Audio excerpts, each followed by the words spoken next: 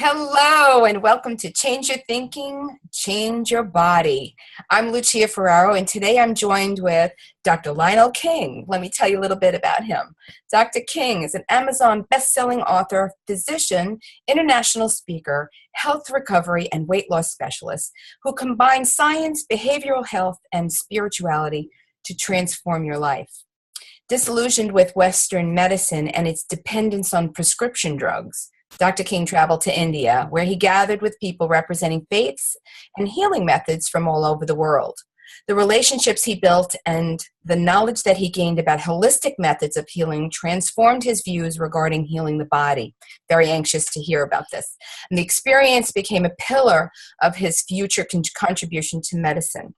Determined to combine science, behavioral health, and spirituality, Dr. King began paving the way for an unprecedented and all-encompassing form of healing. He believes the solution to preventing illness is empowering each of us to take responsibility for our own health. I like everything I just read about you and have known about you too. So welcome today. May I call you Linell? Yes, you may. Well, you earned a title, but thank you for letting me call you Linell. So welcome to today. I'm very excited to have you give us some of your experiences and your view on what this summit is really here to give people in terms of a different angle. So why don't you tell us a little bit about your story and Yeah. First of all, thanks for having me on. I'm very, very happy to be here. And I'm traditionally trained, University of Wisconsin, Madison, Wisconsin for medical school, Johns Hopkins for internal medicine. And when I was in my residency at Johns Hopkins, I was in the intensive care unit doing a rotation. And I got a phone call from my mom saying my dad was diagnosed with pancreatic cancer. Yeah, and that was a blow. She didn't realize that what she was telling me is that, he was just given a 4-month death sentence for the most part. So I had to fly home. I had to have the hardest conversation that I've ever had in my life to tell, my dad, he was my hero. He was just like my rock. That textbooks say he wasn't going to be around, in 4 months. And my dad was a fighter, so he wanted to do everything that we could. So we got the best oncologist, we got the best surgeon.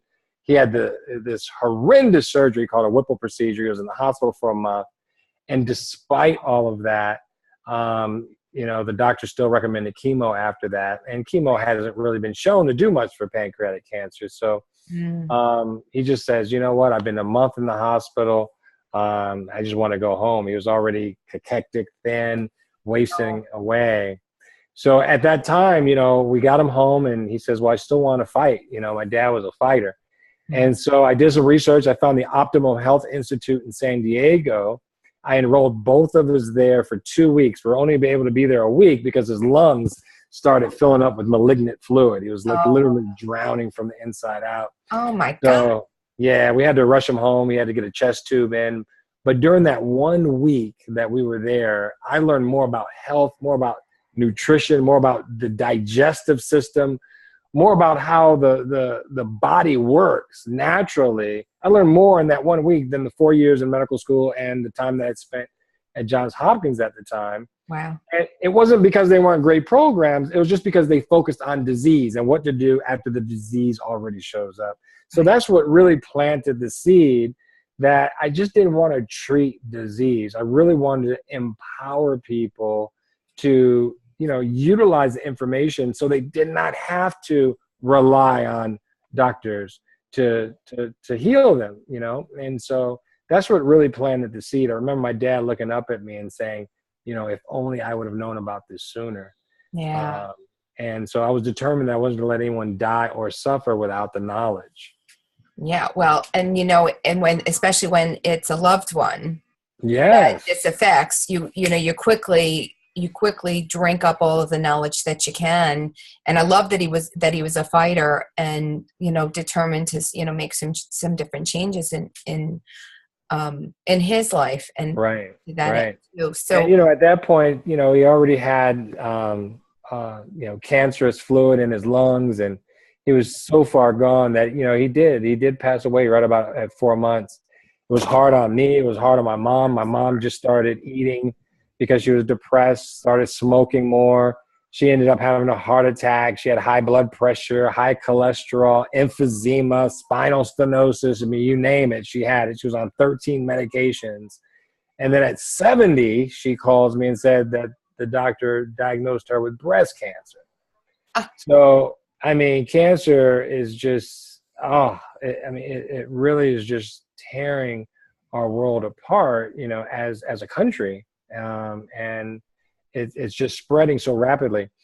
And so, I was determined to that I wasn't going to let this have the same outcome as my dad. So she was living in Alabama at the time. I was living in Florida. So I said, Mom, you got to come live with me so we can get this taken care of. So, she had surgery for the breast cancer, ended up with complications, had renal failure. So now on dialysis. So all of her major organs were affected, her lungs, her heart, now her kidneys. And the doctors gave her about 2 years to live, with all the stuff that she was going on. She was 70 years old, now on dialysis. So I said, well, you know what? At least it's not 4 months. We have some time to really turn this around. And that's what we did. We turned it around. I got her she was about 40, 50 pounds overweight, got her to her ideal body weight, got her off of 10 of the 13 medications, completely reversed the diabetes, completely reversed the high blood pressure, completely reversed the cholesterol. And instead of dying at 72, which was predicted, she lived vibrantly until 82. She just passed away about a year and a half ago.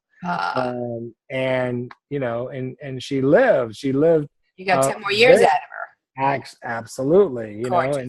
And during those 10 years, my 2 children were born. And so she got to be a grandmother and take them fishing and camping and all this kind of stuff. So, she didn't live the typical life that most people, when they come to Florida to live their quote unquote golden years. Right. I have a picture of her at 81 where we just went kayak fishing. She's holding up this 6-pound redfish that she just caught. So, she really lived a great life despite all of her, organ involvement, that a lot of it we were able to reverse. Yeah. And she didn't listen to, what was given, what was told to her that absolutely. So, and that, so maybe that is how we circle back even to change your thinking, change your body, because I think it is about, she obviously had a can-do spirit about it, and that, an obvious trust in you as her son, that, guiding her appropriately down the right path, she can make these changes. Did she ever doubt that in the beginning? That's funny. My mom fought it the whole way. My mom was like my most challenging, difficult. Of course. I mean, oh my goodness. Because I'm her son first. I'm not this world-renowned doctor. No, I don't know what I'm talking about. So no, her favorite drink was a McDonald's milkshake. She loved Burger King. She loved her sweets. She fought it tooth and nail. So I never, and really that's how I developed my concept, because literally, as luck have it, most of my clients are like my mom. They're people that are not trying to go on any type of diet. They're not really trying, they've lived a certain way all their life. A lot of them have cultural aspects that are so deeply rooted in the foods that they eat. Tradition. Yeah.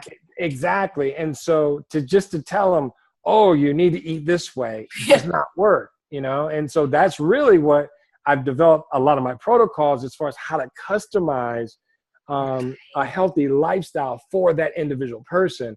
And that's how I get such great results, because I tell everyone, stop the dieting. Dieting doesn't work. Don't diet. Exercise, unless you're like one of the 1% that love exercising. I tell people, don't exercise, because when we were kids, no one said go out and exercise. Go out and exercise. Calisthenics. Right? They said go out and play. Go play. So I help people find out, or not find out. I help them remember what it was that they used to do, Right. so that they do fun aerobic activity, and Mhm. not, stop exercise, because a lot of people try to exercise the weight off. It doesn't work. You can't outrun your fork. It does not work. You know? Right. Or And they so, do exercise that they don't like. To your point, if you call it play, and what do you like to do with the play? correct. That is That's the absolutely correct. shift in the thinking about everything. I mean, did your mother start to come around? So, I mean, she got another good 10 years out of what, the prediction. No, she never came around. Did it? So No. how would you help someone watching today to say, Yes. Yes. Perfect. Okay. So it's different for everyone. Okay. What I did with my mom is I stopped fighting her. Number one, I just Mhm. loved her for who she was, because it was rough. I'm like, look, you know, it was not easy. And so I stopped it. I just stopped. If anyone's out there that is trying to change a loved one, you can't do it. Stop trying. Love them for who they are. Okay. So that was the first step. Second step was I really had to analyze and pay attention to what she loved. So, like I said, her favorite drink was a McDonald's milkshake. That's what she loved. So what I did was, and she hated what she used to call dry salads. Her idea of a salad was 3 pieces of iceberg lettuce, like swimming for their lives in a sea of Thousand Island dressing. Right, that was her idea of a salad. So, like, getting her to eat a whole bunch of big multicolored salad, no, that wasn't happening. So what I did was I just stopped trying that method, and I started making her green shakes, because she loved shakes so much. So all I had to do was make them sweet at first, because I knew that I could, basically slowly change her taste Taper buds. it off. Yeah. Right? Yep. Exactly. So I started making these fruit shakes and putting some kale or some spinach in it. She loves spinach. So I put kale and spinach in it, a whole bunch of fruit to make it sweet. And she absolutely loved it. And so then what I did, I started titrating down the amount of fruit, started titrating up the amount of vegetables. And she was drinking that like 2, sometimes 3 times a day. So Mm, I was crowding out all the bad stuff that she would right. eat by getting this. I mean, that was the equivalent of like 2 to 3 salads. Do you know how much I would have had to fight with my mom to get her to eat 2 to 3 salads, right? Without the So, dressing. right, exactly. So here I was getting all of these micronutrients, all these phytochemicals in my mom that her body's never seen before. Right. It was consistent. She was loving it. So, she didn't have the stress factor of feeling like she was on a diet. So that was that part. The activity part, what did she love? Anything that had to do with her grandkids. And Mm, she used to love going to the water park with them. Her favorite ride at the water park was the lazy river. So what I did is I got with the manager and had her go after hours and walk with the grandkids in the lazy river, going in the opposite direction. ah. And to this day, they actually do that, and allow people to do that. Oh, And nice. so, yeah, so she walks, and so she's working on her balance. She's getting exercise. She's having fun with the grandkids. It's not like she's, in the gym trying to do Right. CrossFit, right? Right. So, You got to work yeah, with so her. That's those 2 things changed everything. I accomplished everything with my mom just with those 2 things. mhm. Now, that won't work for someone else, but what will work for someone else is the same concept. Find out what you already love, change that, tweak that, Right. so that you can develop a healthy, diet-free lifestyle that you'll love. Right. It really is about, and I'll give Wayne Dyer the kudos on the quote, and I'm saying it my way, so excuse me, Dr. Dyer.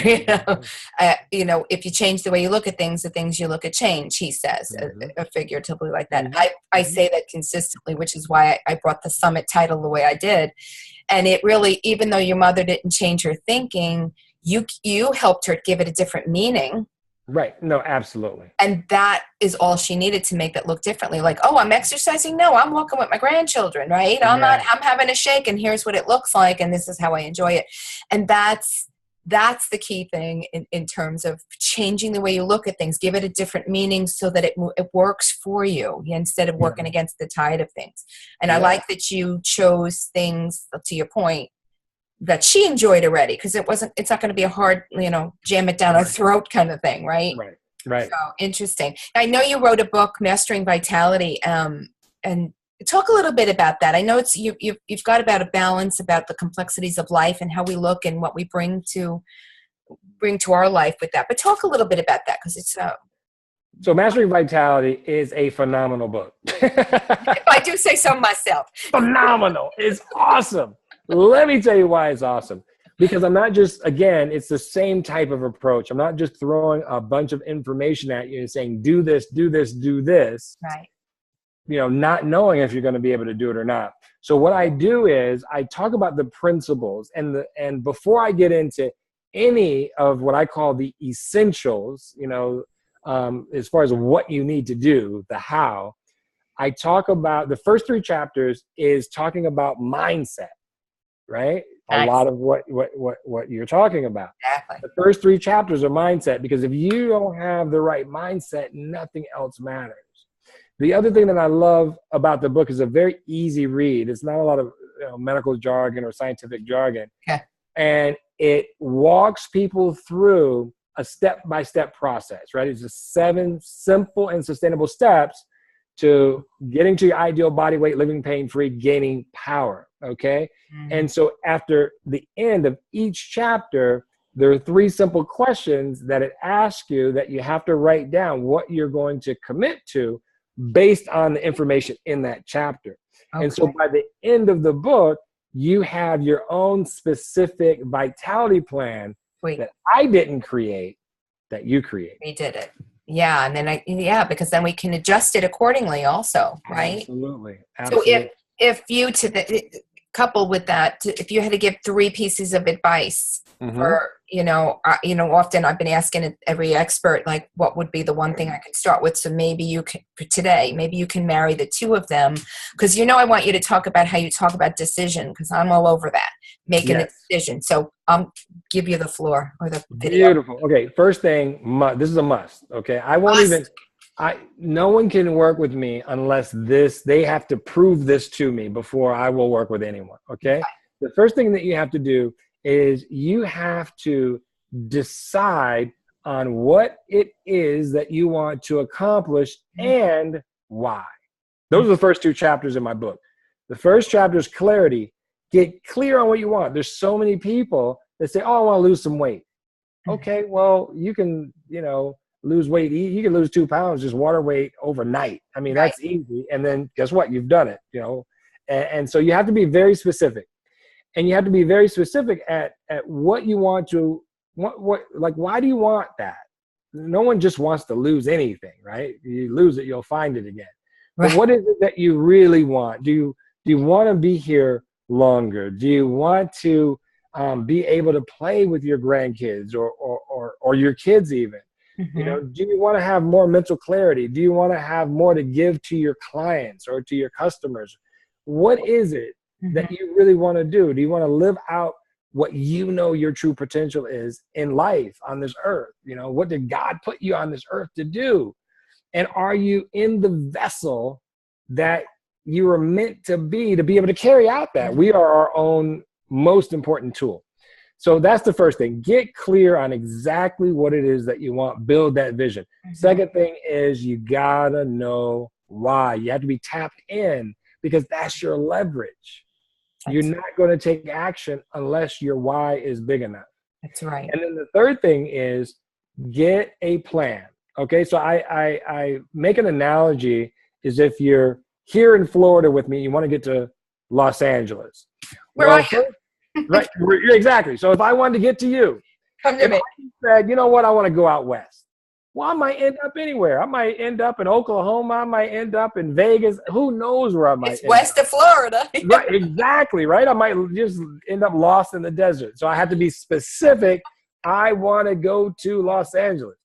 Why do I want to go? Because there is an amazing person over there that's teaching the world how to live and think. And and I just want to get there so I can get more of that, right? So I know my why.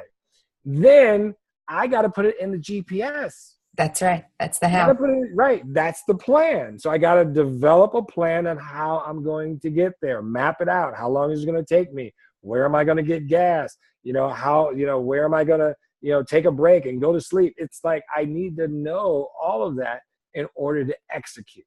Hmm. I think a lot of people, I know I find this with my clients, have very hard time with specificity. Mm-hmm. And I'm just going to say this about the first part that you said. Take the time to do that. So I kind of leave myself a little opening of, I call it, I'll make the plan this or something better, right? Because if I'm going to be happy with this, something better will come just because I'm going to be putting the footwork into it. Yes. And everything starts to come to you when you know what you want. Yes. Right? Don't you agree? Yes, I So agree 100%. that specificity, spend as long as you need on it. And I always leave like another. So if I'm going to list, let's just say I have bullets, I leave another bullet with an ellipses. I'm an ellipses abuser. Sorry. Mm-hmm. So that it leaves it open for another piece of it, because you don't know when those doors open, you're going to go in, you're not even going to realize, oh my God, this is perfect for my life, or even not. And Yes. to really sort of see. And Specificity is important. Yeah, what's interesting? So I will take someone through my program, and that's the first thing, right? You got to get very specific, have a vision. Right. And then I do retreats. And so they'll come to my retreat and I'll have them read their vision, and it still will be vague. Vague. And then what we do is we get into why. Why is it vague? And you know what I find? I find that it's vague because they want to protect themselves. Mm. They want to protect themselves from disappointment. They want to protect themselves from embarrassment. They want to give them wiggle room, right? Because they've been disappointed. They've tried things that hasn't worked. They've gotten quote unquote, beat up by life. Right. And so they're scared to dream. Sure. They're scared to dream. And that sentence in itself makes me sad to even say. I mean, I get it. I touched my hand on the fire, it burned my hand. Don't do that again. Mm-hmm. So let's give it a different meaning. Because, when you think about it, I mean, I'm at this place in my life now that the time is flying. I can't even believe, first of all, it's March, Right. of 2017 now, and even that I'm going to be 59 this year, and I'm like, when did that happen? I still remember high school. So right. So I realized, to your point, like what am I meant to do here? And let me get going, and let me pull in the people. I was talking with another person about being a tribe, and asking for help, and everybody knows a little something, where everybody's out there to help. Everybody wants to help. So, if you ask me to help somebody, I'm all like, yeah, what time do you need me? So, and then the specificity of how to help is what comes into play. So I think that that's way too important, to be very specific, and very interesting how it's hard for some people. Although, so I go to a restaurant, I order my meal, I always say, put it on the side, don't put too much pepper on here, right? I get very specific and clear about what I'm ordering. Yeah. Right. And I think that's the same thing. I'm going to need to order things in my life. So what will it need to look like? My father used to say this all the time, after I got divorced, and he says, I'm praying for a man for you. And I said, oh, Daddy, you better be very specific. I said to him. Because, just that not just anyone can just walk in, right? So it was funny. It was our running joke. I said, did you get specific with me? I gave you my list. So, and would you find, like, once you make that shift, like, I think that your story about your mom, because I just want to drive this point home also, it's great that we're really should get to doing and get to getting, I call it, for what we're here for. But then the blocks, to your point, and the protection that says that if I don't take this step, then I won't get hurt. But then you're never giving your gift. You're never getting to your gift to give it away, right? Sometimes that ends up happening. So even if, because I think it sounded like your mom just changed, sort of her attitude and her behavior just because you gave it another name, right? So what would you say would be the simplest thing people can start with today? today after they, end this video with us? Well, the first thing is to sit down and ask what you want out of your life, Okay. and then ask yourself, so if I had that, why is that important? What will that do for my life? Okay. So if you sit down and say, you know what, I need to lose some weight. Okay. Why? Right. Well, first of all, how much, and then if you did get to that goal weight, why is that important? Mm-hmm. What would that do for your life? Mm-hmm. Why is it a must? And how is that going to bring you happiness? Okay. Because it's the happiness that's going to drive us. Right. That's what's going to drive us. And so with my mom, she didn't necessarily think it was possible. First of all, she didn't think she was obese. Every time I would mention it, she's like, I am not obese. So she had no desire to lose weight. She wasn't, that wasn't her thing. Whole different story. She didn't have any desire to lose weight. She didn't think it was possible to get off medications. So that wasn't, she grew up where the doctor put you on medication, you take it. You don't ask any questions. That was her generation. Yeah, don't ask questions. Yeah. Right. Don't ask questions. So So that wasn't it. So with her, I had to ask her, well, Mom, what is it that you want to do?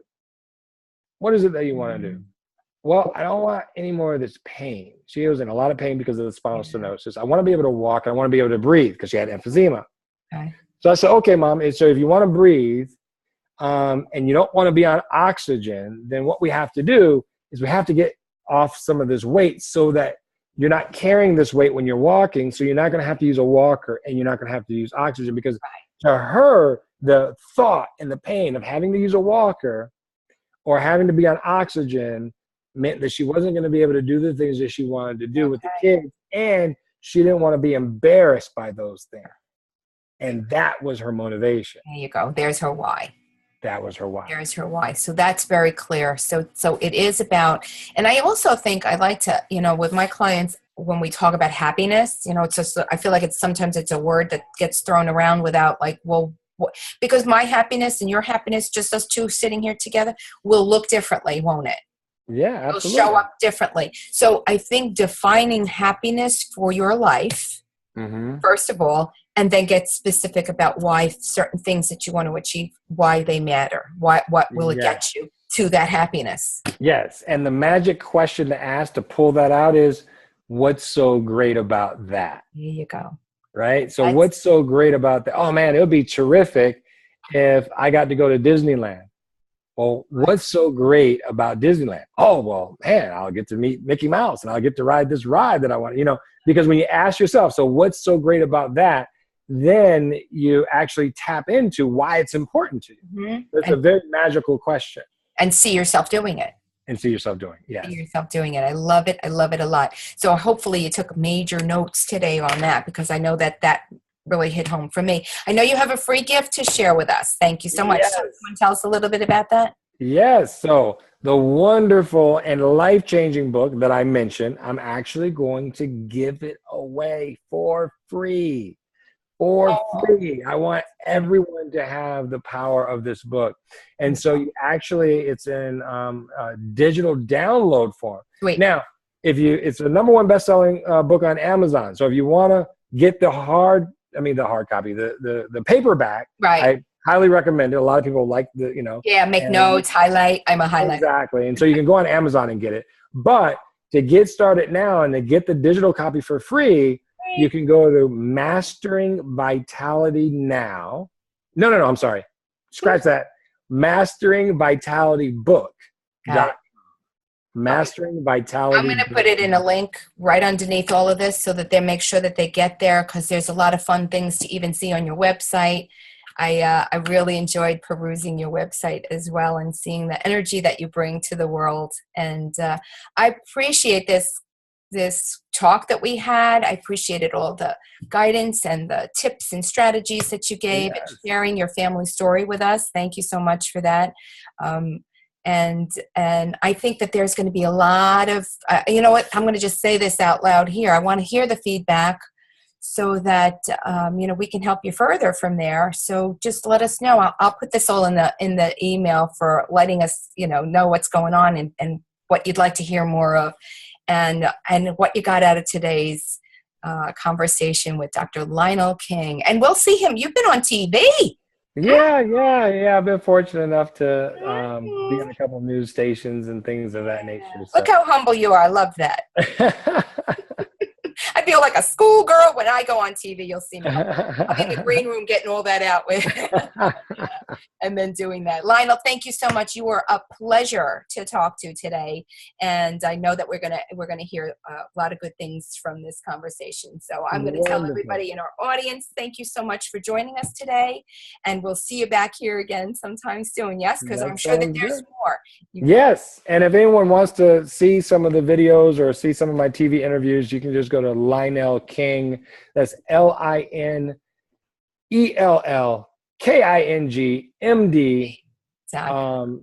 Yeah, LinellKingMD.com. I will definitely make sure it's in the email for everybody to see. Excellent. Right. Sounds good. Thank you. Peace. Have a. You're on the East Coast, so I'll give you this nod. You're in Florida, so it's nice. It's nice weather. You guys have a great rest of your day, Linell. Thank you. Right. You too. Take care.